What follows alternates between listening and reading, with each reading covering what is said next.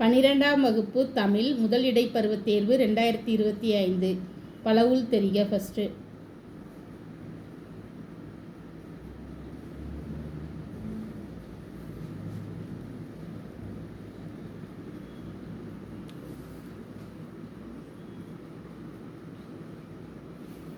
அடுத்து ரெண்டாவது, எவையேனும் 3 வினாக்களுக்கு விடை தருக. விடியல் வனப்பு இரு சொற்களையும் ஒருங்கே அமைத்து ஒரு தொடர் எழுதுக. 12வது கொஸ்டின், நகரம் பட்டை தீட்டிய வெள்ளை வைரமாகிறது, விளக்கம் தருக. 3வது கொஸ்டின் இந்தோ சாரசானிக் கட்டடக்கலை குறிப்பு வரைக. 14 சினத்தை ஏன் காக்க வேண்டும். 15வது புக்கில் தன்மனை சிறுகுறிப்பு எழுதுக. அடுத்தது மூணாவது எவையேனும் 5 வினாக்களுக்கு விடை எழுதுக. புணர்ச்சி விதி, வானமெல்லாம் அல்லது தனிமொழி.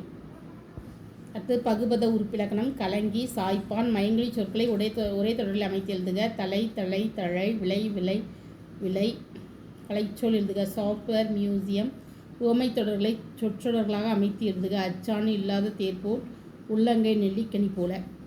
21வது கொஸ்டின், மொழியின் சொற்றொடர் அமைப்பை விளக்கிக் கொள்வதற்கும் பயன்படுத்துவதற்கும் உதவன யாவை. அடுத்தது 4th சப்டிவிஷன் எவையேனும் 3 வினாக்களுக்கு விடை தருக. ஏங்கொழி நீர், நாளத்து இருளகற்றம், இடஞ்சுட்டி பொருள் விளக்குக.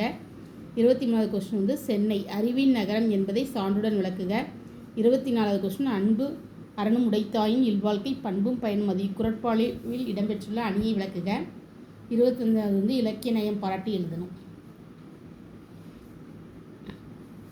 அடுத்தது 26வது தமிழாக்கம் தருக.